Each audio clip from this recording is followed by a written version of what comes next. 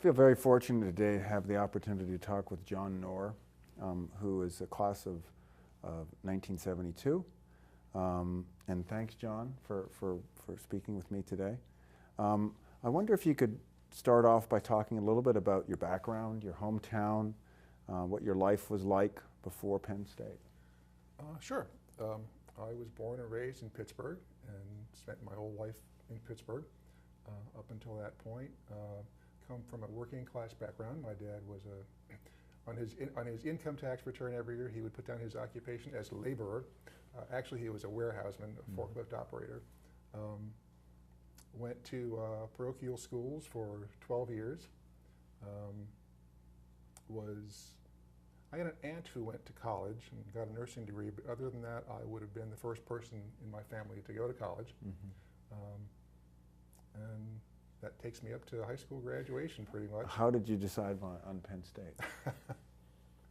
Well, first there were financial constraints, and Penn State was a very economical place to go to school then. I think the tuition was something like $400 or $600 a semester at that time. And I was 18, and I wanted to go away to school. I didn't want to live at home and go to Pitt or Duquesne or any place like that, and so Penn State was a logical choice for that. And it, you know, for an 18-year-old, it was the ideal distance because it was close enough to get back and forth if there was an emergency or anything, but not so close that the folks could visit without warning. Right. Was Penn State, you think about your first couple of terms, certainly your first term, was Penn State more or less what you thought it would be? I don't know that I really had any expectations because we didn't really have anything to go on. I liked it very much. I was thrilled to be on my own. I had gone to fairly small schools and just loved the bigness of it and the whole feeling of that there was so much that I could do, so much that I could study, and was really on my own and independent to make all those kinds of choices. When you came to Penn State, were you confident you were going to be a humanities student? Yeah, I didn't really think I had much of a bent toward the sciences or engineering or anything like that. When you think about the courses that you took at Penn State, to what degree did Penn State help you for your future legal career? Oh, it was a wonderful education. Well, the constitutional history courses that you teach now were taught back then by a guy named Phil Stebbins, who was just wonderful, and he taught both halves of the course. There was a professor named Ed Keynes who taught a whole number of, I guess, what would now be called pre-law courses, federalism, First Amendment, all that kind of stuff.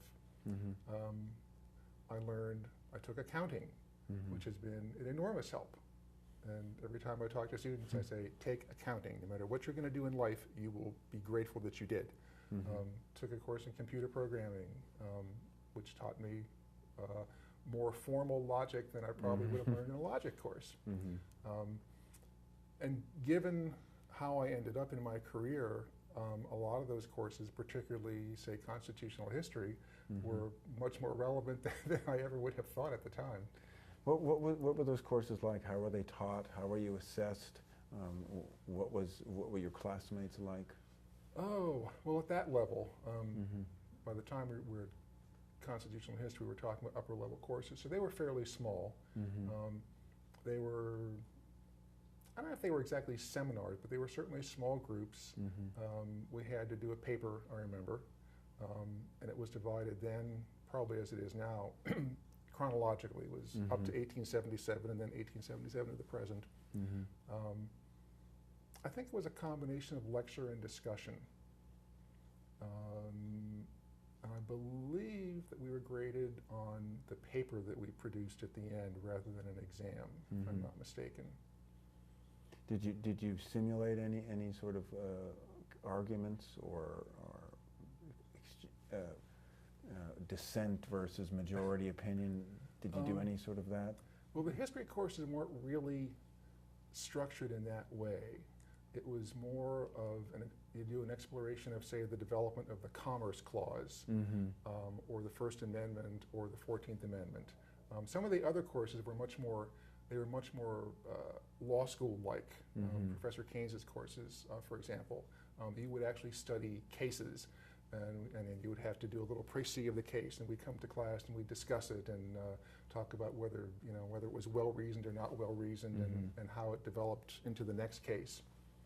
How about your writing? Where were your writing skills worked on and polished? What types of courses was that done? Not here.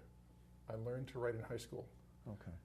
We had a fantastic writing course when I was in high school, and it wasn't the kind of course where you read the Scarlet Letter and do a book report. It was a course about writing, and we had to produce a piece of expository writing, X number of words long on some subject of our choice, and then it would be critiqued and edited by the teacher, and that's where I learned to write. Did Penn State, did you enhance your writing at Penn State, or was it sort of stayed about the same?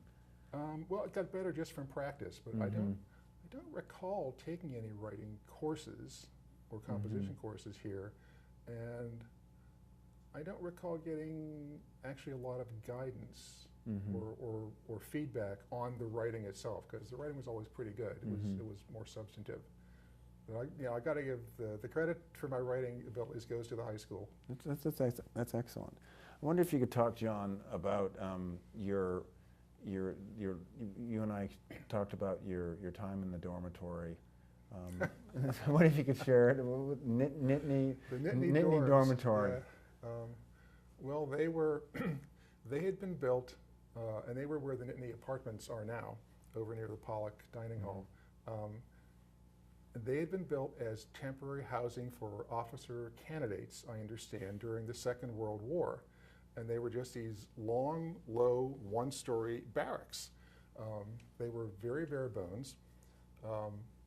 As a matter of fact, I went to the Smithsonian Museum some time ago, and they had an exhibition about World War II, and barrack conditions for people in World War II. And I looked at this and I thought, oh my God, these are the same fixtures that we had in the bathroom from World War II. There was this, not to be indelicate, but there was this big urinal trough. There were a couple of stalls with swinging doors that didn't really close properly. There was this old rusty shower stall. But the wonderful thing about the Nittany dorms was nobody cared what you did, because they were still temporary, even though I think they were there into the 1980s. So there was, of course, no air conditioning. Air conditioning, please. And the rooms were heated by steam heat radiators. And so if it got too hot in the rooms, and this is, I'm always amused by the naivete of bureaucrats. There was a thermostat in the common room that was in the middle of this sort of bungalow structure, but it was locked and it had a cover over it. Well, if the room was too hot and you wanted the heat to stop, you just pour some cold water over it. And if it was too cold and you wanted to start up, you'd light a piece of paper. Well, I guess it was the other way around. If you wanted the heat to turn off. Yeah. Anyway, we would either pour cold water or just lights a fire underneath the thing, and nobody cared. But you somehow found that attractive because you felt less confined, or yeah, and also for one thing, there were no roommates, which I liked.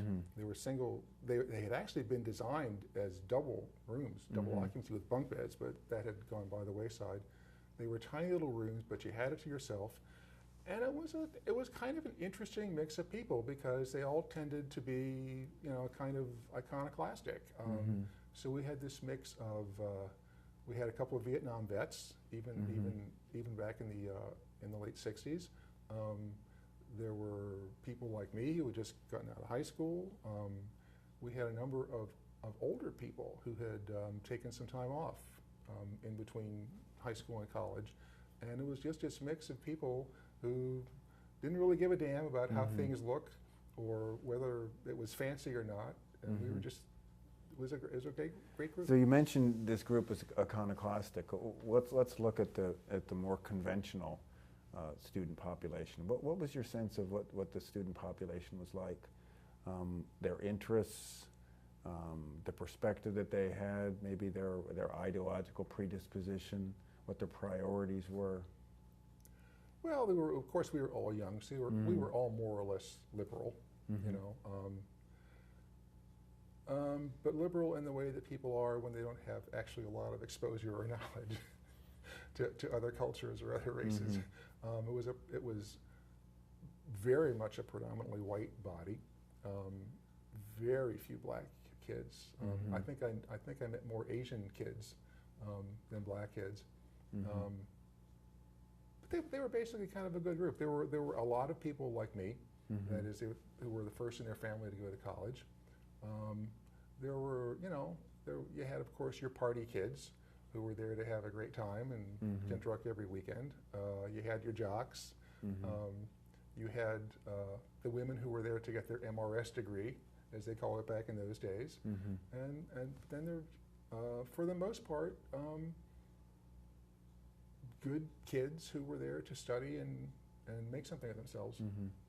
Do you think, how did the national political environment play out in terms of what you've described? I'm thinking in particular of the war, civil rights, feminism, other issues along those lines. Not as much as you might think. Feminism in particular, I don't remember a lot of that kind of thing going on. The war and the anti-war protest didn't really take off until, say, 1970. I mean, there was always a certain amount of, you know, there was political talk and people were for the war or against the war and so forth. But we didn't have the large-scale disturbances on other campuses until 1970. And then, of course, you had Kent State and the draft lottery. And all of a sudden you had, you know, some college kids being killed and other college kids who didn't think they were ever going to go into the Army, and all of a sudden that was a real possibility. And that's when we had, I think the only really large-scale disturbance we had was, I guess, in the spring.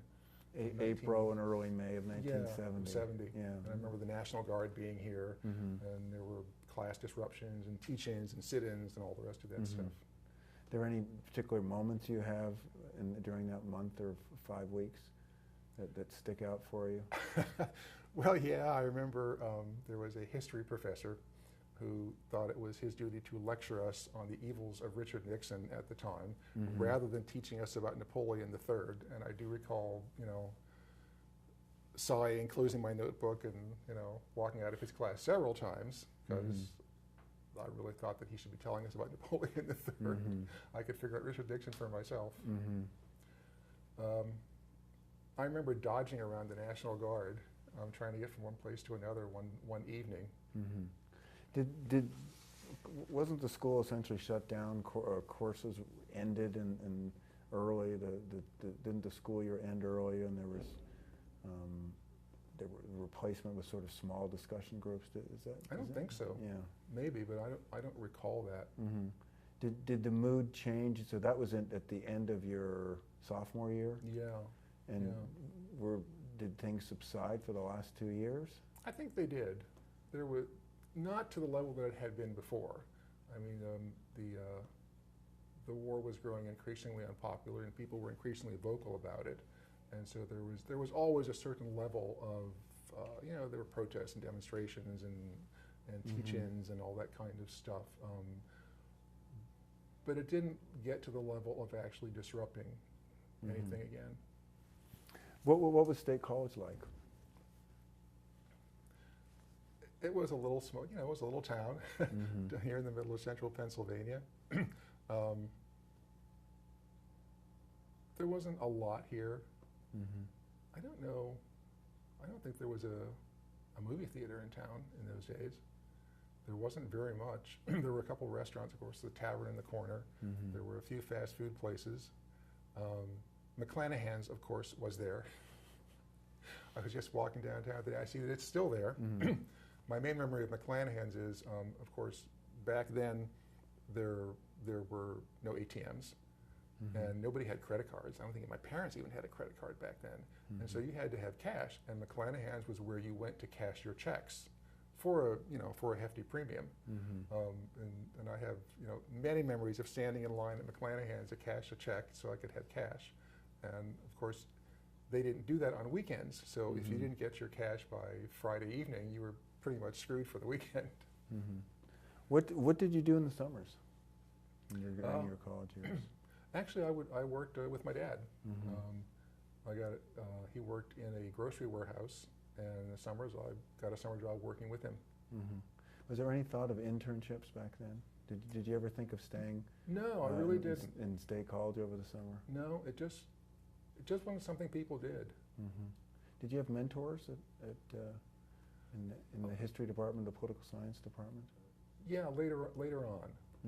We always had a faculty advisor assigned to us from the get-go, and I don't know that I ever actually met with mine. But eventually, I did develop a bit of a relationship with Dr. Stebbins and Dr. Keynes. When did you decide you were going to apply to law school? When did you think about going to law school?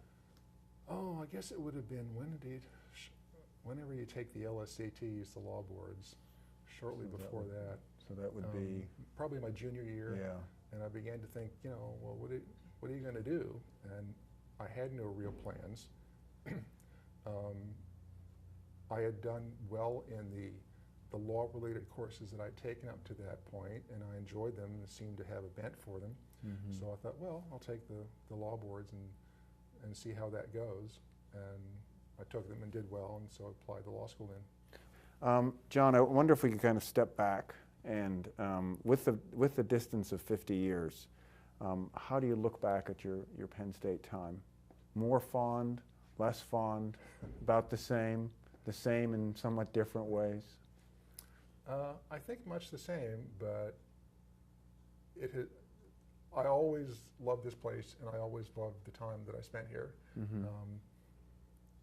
I went on, as you know, to law school at Yale, which is probably the most competitive law school in the country. And whenever I come back for alumni events, and I have the chance to say this, I always emphasize to the students that I got the most fantastic education here that you could imagine, and went to Yale Law School, where Sam Alito was my classmate, and never felt that I was in any way had to do any catching up to the people who had gone to Harvard and Cornell and Penn and all the rest of those places.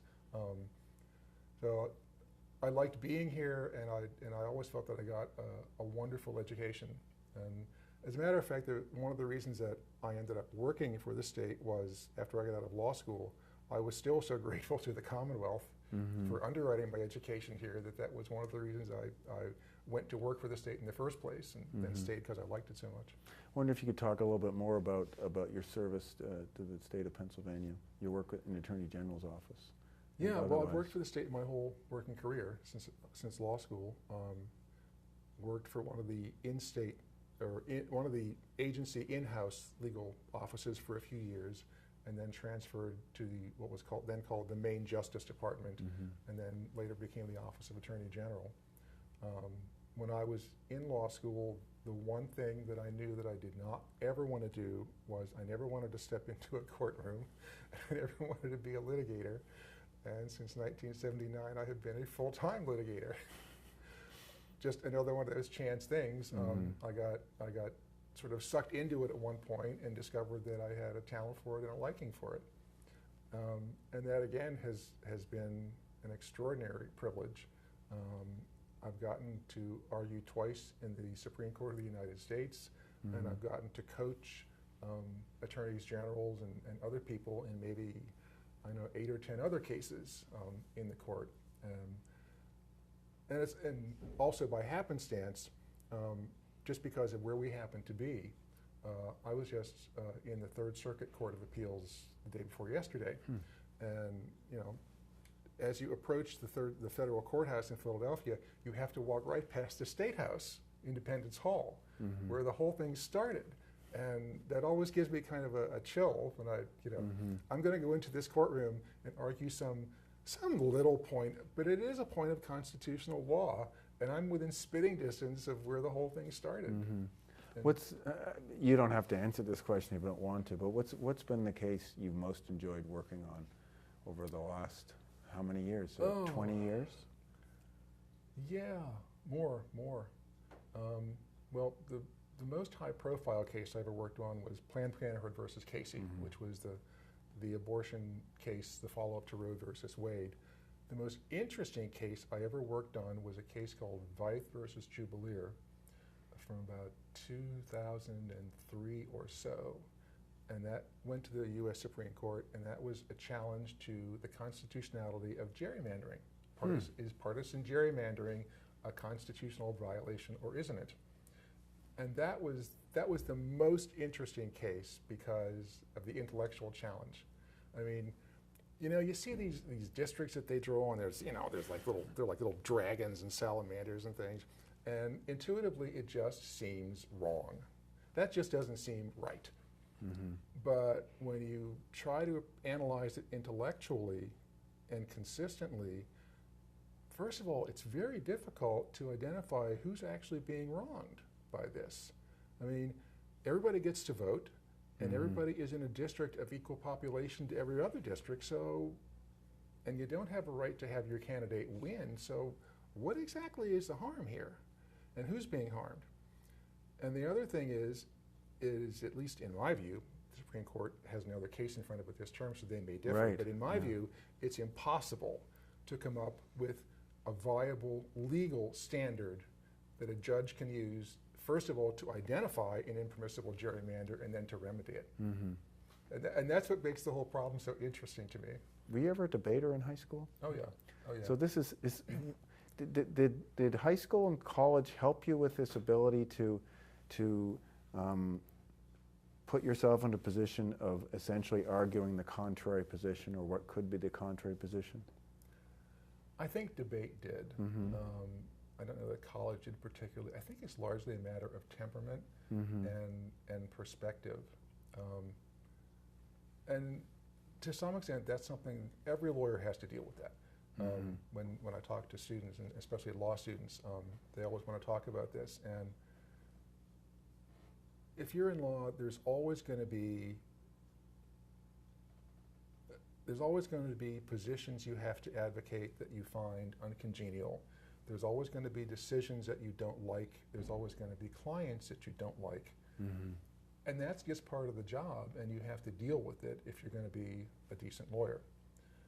I also tell them, though, that on some level, you also have to be happy with what you're doing. You have to think on some level that what you are doing is worthwhile and is in some sense furthering the social good, because you don't want to be swimming upstream all the time. You're going to burn out.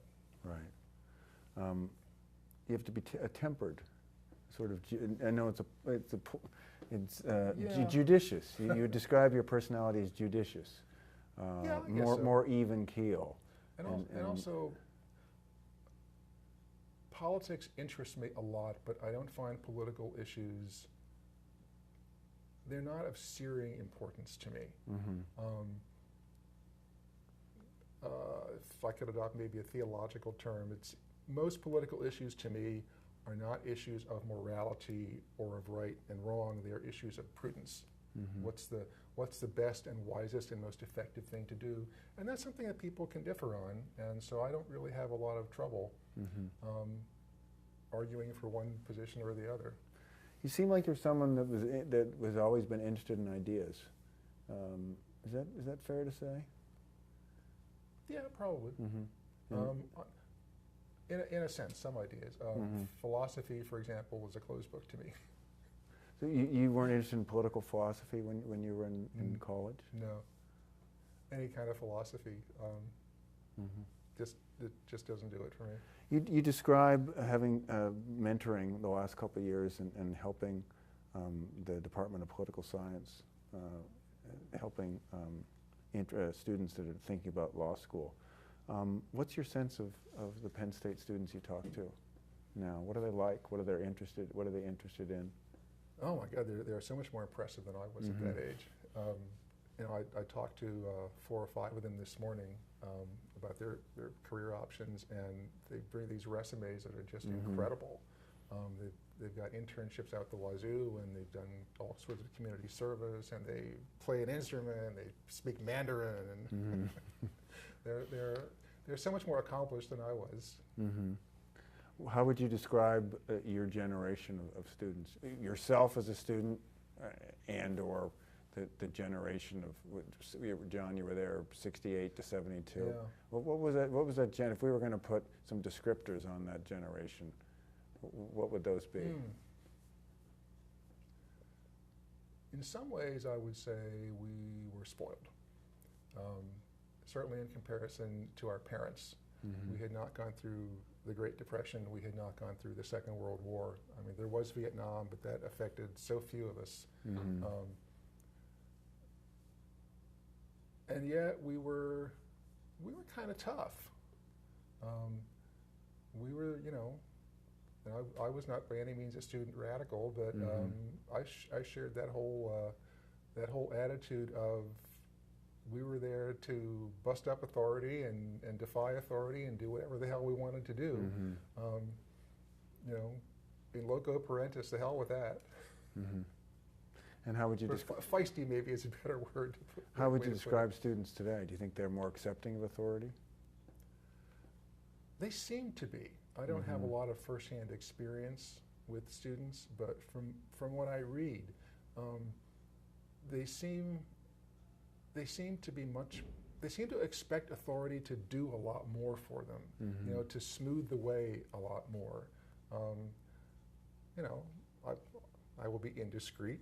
There was, when I was at Penn State, there was a certain amount of drinking, and in the dorms, you know.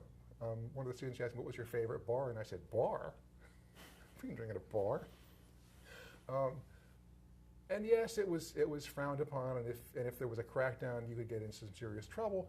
But there were no big programs, you know, to control student drinking and end the scourge. We didn't expect authority to do that kind of thing. Seems like students, there's more intentionality when at least the students that you talk to with their resumes, they're more intentional in moving through advancing on their career plans. I think so. Earlier on. Yeah. How about the university? You've been back at the university a number of times. How has the university changed, or has it changed from 72 to 2017? Well, it's bigger for one thing. There's a lot more development. There's a lot less open space on the campus than there was. I think there seems to be a lot more attention paid to career development. The career center that I was at this morning didn't exist when I was there, and there were no programs of that kind. I don't remember ever going to hear, say, a panel of alumni talk about their jobs when I was here. So that aspect has certainly changed, and I think for the better. Well, thank you, John. It was nice talking with you. Thank you for sharing your thoughts. Okay, my pleasure.